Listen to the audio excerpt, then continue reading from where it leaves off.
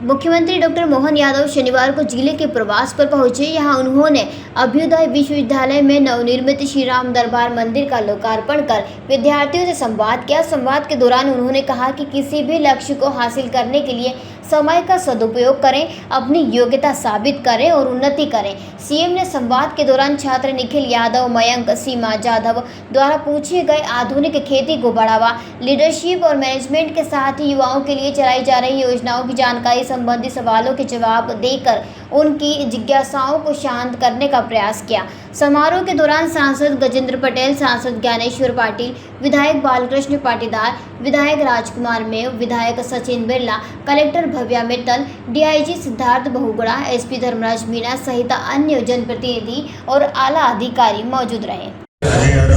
माननीय सांसद खरगोन श्रीमान गजेंद्र सिंह पटेल के भगवान राम को उनके जीवन काल में वो तो घर के अंदर ही थे, लेकिन मारी सुबाहु और ये बड़े बड़े राक्षसों ने जंगल में आतंक मचाया हुआ था।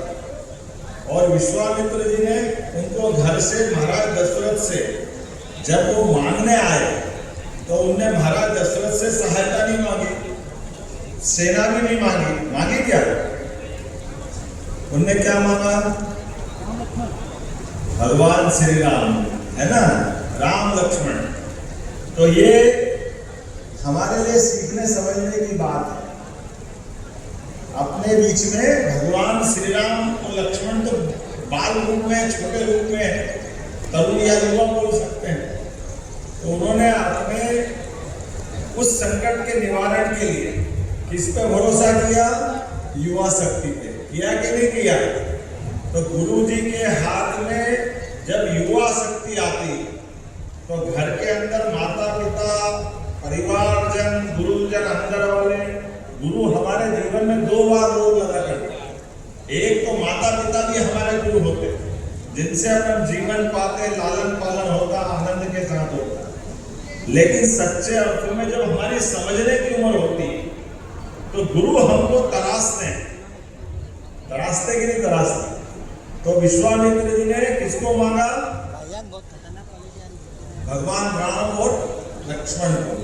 और भगवान राम और लक्ष्मण ने जंगल में जाकर के गुरु जी ने जिनको बताया कि ये राक्षस है, उन सबका समूल नाश कर दिया। करा कि नहीं करा? स्वावलंबी नागरिक बने और उनके स्वयं के संस्थान खड़े हो, सभी प्रकार के कामों में वो दक्ष बने। इसलिए सब प्रकार से प्रमोशन के लिए एक अभियान चलाया हुआ है जो यशस्वी प्रधानमंत्री के मेक इन इंडिया के अभियान से प्रेरित है, जिसके माध्यम से दुनिया के सामने भारत अपने स्वयं के सभी प्रकार के क्षेत्रों में प्रगति करे, स्वदेशी की भावना को मजबूत करे, स्वावलंबन के भाव से जिए और दुनिया के सामने भारत सर उठा के जिए।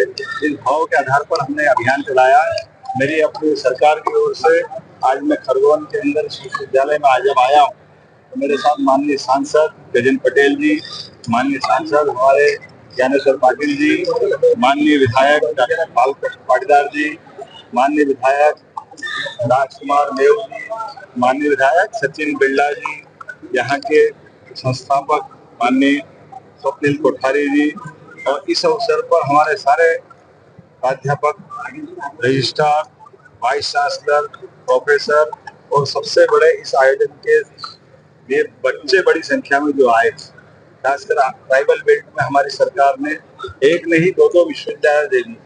कंटिया मामा विश्वविद्यालय हमारी सरकार के बनने के बाद पहली बार खरगोन में हजारों बच्चों का आज एडमिशन हो रहा है। बीएससी एग्रीकल्चर से लेकर इंजीनियरिंग कॉलेज तक सारे पाठ्यक्रम यहाँ मिल रहे हैं जो स्वरोजगार की दिशा में बड़ी भूमिका अदा करेंगे। ऐसे में ये और विश्वविद्यालय, निजी विश्वविद्यालय, विद्या विश्वविद्यालय का कैंपस अपने सभी कोर्सों को लेकर के युवा वर्ग के भविष्य के, उनके रोजगार की दृष्टि से, स्किल डेवलपमेंट की दृष्टि से बड़ी भूमिका अदा करेगा। मैंने उन सब के विस्तार के साथ बात की और हमारा बातचीत का क्रम ये जारी रहेगा। सावन का महीना है, ऐसे में हमारी बहनों के लिए लाडली बहना की राशि भी हम बहुत जल्दी एक कार्यक्रम में डालने वाले हैं। जो हमने कहा है कि 1250 रुपया तो हम देंगे, लेकिन रक्षाबंधन के 250 रुपये अलग से, अर्थात किसी रक्षाबंधन के पहले 1500 रुपया प्रति बहन 1,27,00,000 बहनों के खाते में जाएगी। मेरी अपनी ओर से बताइए। खरगोन से अबरार पठान की रिपोर्ट। जयराम जी, किशन काका, राम राम भाई, राम राम। क्या दोनों भाई बैठ के क्या हिसाब लगा रहे हो? ऊटी लहसुन के भाव आ गए क्या? अरे नहीं रे दादा, ये अपना रमेश नया मकान बनाने के लिए लोन ले रहा है। हिसाब किया तो पता चला कि लोन का पैसा तो ईंट और रेती में ही पूरा हो जाएगा। और अभी तो सीमेंट लानी है, सलिया लाना है, और तो ठेकेदार को भी पैसे देने हैं। मेरे तो कुछ समझ में ही नहीं आ रहा कि कैसे बनेगा मेरा नया मकान। अरे किशन काका, कहाँ इन रेत सीमेंट और लाल ईंटों के चक्कर में पड़ रहे हो? मेरी बात मानो तो अपने घर को बाबजी एएसी ब्लॉक से बनवाओ।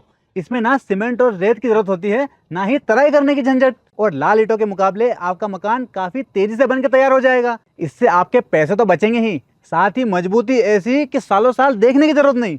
और इससे आप अपना मकान ही नहीं, कुएं और खेत की बाउंड्री वॉल भी बनवा सकते हो, जिससे रोजड़ों की समस्या भी खत्म हो जाएगी। वाह भाई, ये तो कमाल की चीज है। फिर तो मैं अपना घर बाबजी ब्लॉक से ही बनवाऊंगा। और मैं अपने खेत की बाउंड्री वाल। ज्यादा जानकारी के लिए स्क्रीन पर दिए गए नंबर पर अभी कॉल करें। बाबजी एएसी ब्लॉक्स, स्टील से मजबूती।